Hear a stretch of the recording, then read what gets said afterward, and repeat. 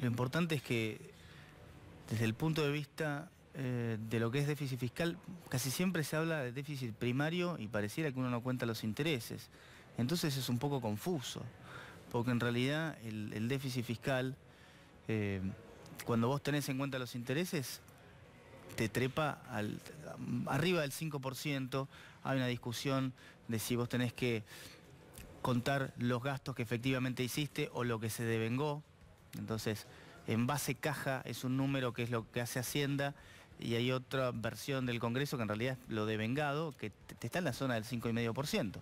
Entonces, seguís teniendo problemas por ese lado, pero al mismo tiempo no tenés la posibilidad de subir impuestos porque ya estamos en presión tributaria récord. Muy alta, sí.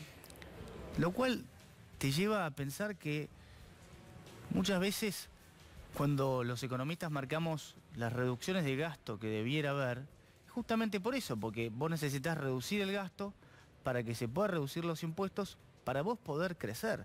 Porque el problema de crecimiento que tiene la economía argentina es en esencia que los impuestos son altísimos. El empleador paga 165 pesos, le llegan 100 al empleado y cuando va a comprar bienes, cualquier cosa que compra, la mitad son impuestos, así que de los 165 le quedaron 50. Ese es el poder adquisitivo que le queda. No todo lo que nombré es impuestos, ahí está la jubilación futura, también está la salud, pero es lo que le va quedando de poder adquisitivo. Entonces, claro, prácticamente en cualquier bien que nosotros compremos, la mitad son impuestos. Sí, y la intermediación, ¿no es cierto? Porque yo estaba leyendo un artículo que me sacó la producción en relación con que, por ejemplo, desde el precio y costos, ¿no es cierto?, del productor hasta el consumidor, solamente en el mes de enero respecto del mes de diciembre, o sea, en un mes aumentó 6 veces más. En el caso de la manzana roja, casi 15 veces más. En el caso de la naranja, más de 10 veces más. Entonces, y se queda con el 21,4% del total del precio al que se vende el productor cuando hizo todo el esfuerzo.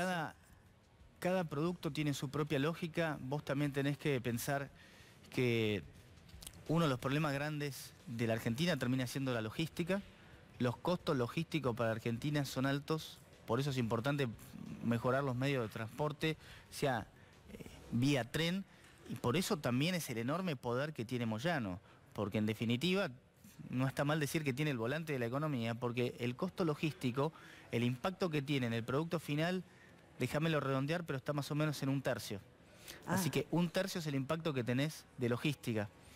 Así que fíjate lo importante que es, y fíjate que cuando vos tuviste la devaluación que también pasa al costo del combustible, todo hace que se comprima muchísimo la porción que corresponde a la producción propia del bien. Claro, estás hablando de la devaluación, ¿no es cierto? El gobierno cree que no va a haber ninguna corrida cambiaria, está atento también a cómo está fluctuando el precio del dólar, porque ha tenido un pequeño incremento, está dentro de la banda de flotación, porque ha estado más bajo, cuando estaba más bajo quiso que subiera un poco. ¿Me dirás si más o menos los niveles en que está ahora son aceptables, razonables por parte del gobierno, y cómo va a funcionar el mercado en relación con esto? ¿Por qué? Porque ahora, digamos, el representante del Fondo Monetario Internacional se va a reunir con Duhovne y con Sandleris. Entonces el Banco Central está todo bien, pero lo que quiere el gobierno también es tener un mayor poder de acción, porque tiene un límite, ¿no es cierto?, en cuanto a compra-venta de dólares y se le va de las manos. Entonces, para tener una banda de flotación un poco más grande, ¿qué le dirá el Fondo Monetario Internacional? Yo creo que el Fondo Monetario es plenamente consciente que las chances de Macri están atadas a lo que pase con el dólar. ¿Atadas? Bueno, para mí la principal preocupación de Macri en la reunión que tuvo hace tiempo con economistas es qué presiones va a sufrir el dólar en este año, porque desde su óptica, y probablemente así sea, otra corrida cambiaria le sacaría el margen exiguo que tiene supuestamente sobre Cristina Kirchner, si es que lo tiene o está técnicamente empatado, pero difícilmente pueda superar una instancia de una nueva escapada del dólar. Así que a mí me parece que esta es la principal preocupación, y me imagino que es de lo que principalmente van a estar hablando, es ver qué margen le puede dar el Fondo Monetario para utilizar dólares que quizá tenían cierta discrecionalidad o que no tenían discrecionalidad, pero que van a tratar de asegurarse ellos de tener todo el poder de fuego necesario para evitar cualquier tipo de corrida cambiaria, pero esto también me parece que hay una parte que ya escapa al gobierno, que es lo que pase con los mercados internacionales.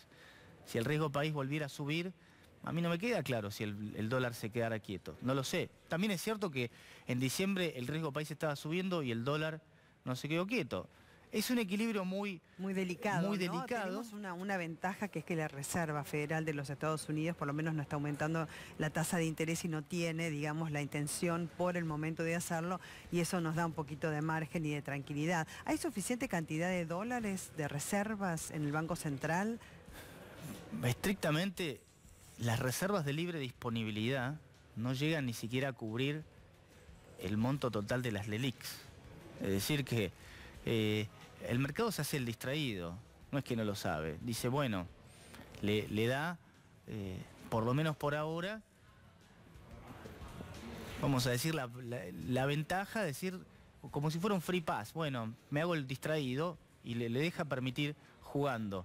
Seguir con esto en la medida en que sigue bajando la tasa de interés, que Claro. ahora empezó a bajar la tasa de interés de la LELIQ de una manera un poco más agresiva, Sí. porque justamente el dólar sigue abajo de la banda de flotación, pero lo que tendría que hacer el Banco Central es sincerar todos esos pasivos y tratar de limpiarlos. Claro, ¿cierto? está más cerca, digamos, de la parte baja de la banda de flotación. Ahora viste que trascendió un poco que el margen, que antes estaba, como vos bien decís, abajo. Es verdad que disminuyeron las tasas de interés, no tanto, pero es, digamos, un instrumento de política monetaria que en su momento utilizó justamente el gobierno para que no se volcaran al dólar. Lo que pasa es que si ahora la tasa de interés baja, para los que tienen el dinero y mueven toda la plata, quizás los pesos se vayan ahora al dólar y ahí se encuentra en una situación complicada el gobierno. ¿Puede pasar?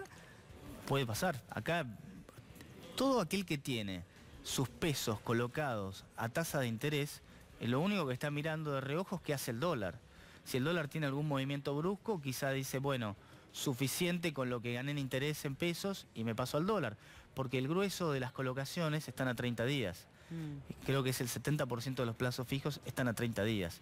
Nadie está colocando a horizontes ni de 3 ni de 6 meses en grandes cantidades. Sí. Entonces, esto es un juego de ver cuánto tiempo sigo cobrando en pesos con el interés en la medida en que el dólar siga contenido. Claro, vos hablás de pesos. Si el gobierno apuesta que el común de la gente también vaya a los pesos, todos vayan a los pesos, y sacar también un poco de circulación monetaria, ¿no es cierto? Que haya una restricción de circulación monetaria. Lo que los pasa... plazos fijos rinden, ¿viste? Pero ¿qué le aconsejas a la gente hacer cuando tenés algunos pesos o algún ahorro? O por ahí apostaron a otra cosa. No hay ninguna recomendación que sea simple para lo que es en Argentina. En donde no va a perder es en el dólar. Obviamente, si el dólar se mantiene quieto y sigue cobrando la tasa de interés en pesos, le va a estar ganando un montón en dólares. Pero la historia sabemos cómo funciona. Uno puede estar ganando, déjame redondear, el equivalente a un 4% en pesos en un mes.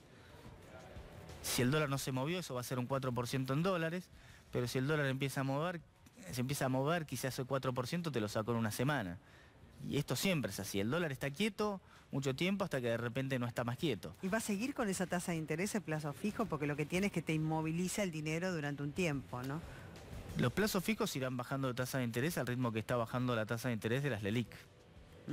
Las LELIQ son las letras que tienen los LELIQ bancos, son las letras que eran pueden las LEVAC comprar, de antes, que claro. compran los bancos justamente y que terminan respaldando una parte de los plazos fijos.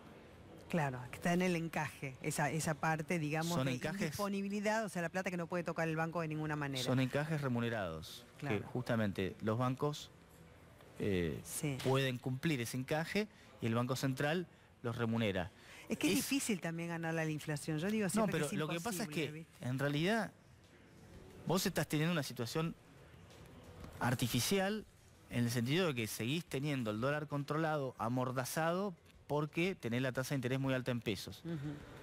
Yo creo que el gobierno apuesta a mantener esta política hasta las elecciones. O sea, mantener más o menos esta tasa de interés, ¿decís vos? No tiene problema en que se atrase el tipo de cambio de acá a octubre. Si por ellos fueran, creo que lo comprarían esa idea, porque justamente lo que buscan es mantener esta paz cambiaria Yo vuelvo a decir, creo que eso va a depender no solamente del poder de fuego que tenga el Banco Central y de lo que pueda negociar con el Fondo Monetario, sino también de lo que pueda suceder a nivel internacional. Vos sabés que el fin de semana estaba leyendo un análisis de un economista en relación con que el gobierno piensa que le va a ir mejor en términos del poder adquisitivo de la gente, en relación con una inflación decreciente de aproximadamente, que se venga a ponerle ahora en marzo al 2,5%, y las paritarias, digamos, que van a compensar de alguna manera un desfasaje de poder adquisitivo que se haya tenido. ¿Vos vas en la línea de ese pensamiento del gobierno? Honestamente, esas predicciones no sé qué valor tienen. Sí. No sé si vos te acordás cuál era la predicción de inflación para el año 2018. Sí, la de los presupuestos, decís vos. Estaban, no claro, estaban sí, en era el 15%. 15, estaban en Sí. el 20, ¿querés? Sí. Terminamos casi en 50. Sí, Es decir, el 20 hay una infinidad de factores que... Aclaro que yo no me especializo en hacer proyecciones de crecimiento del PBI, pero tampoco les asigno mucho valor. No es solamente en el caso de la Argentina. El Banco Mundial constantemente revisa las predicciones de crecimiento a nivel mundial y a nivel países, y todo lo que termina siendo la predicción, cuando se lo contrasta con lo que efectivamente sucedió, no parece como una buena guía que indique mucho. Y en la Argentina me parece, insisto, que esto va a depender. La única variable que el gobierno está preocupado, y creo que con razón, es lo que pase con el dólar. Porque si el dólar se va a 50 pesos o a 55, no hablemos más de inflación del 20 o del 30, la inflación podrá volver a ser como la del 2018, y si pasa eso, yo no sé qué pasa con la actividad. Entonces, cuando depende tanto de un factor que tiene un componente externo que es tan vital, me parece que ponerse a ver en los detalles de cuánto puede crecer la economía, no sé si es una tarea que tiene tanta utilidad. Claro, muchísimas gracias, Miguel, Bueno, por tu por favor. análisis.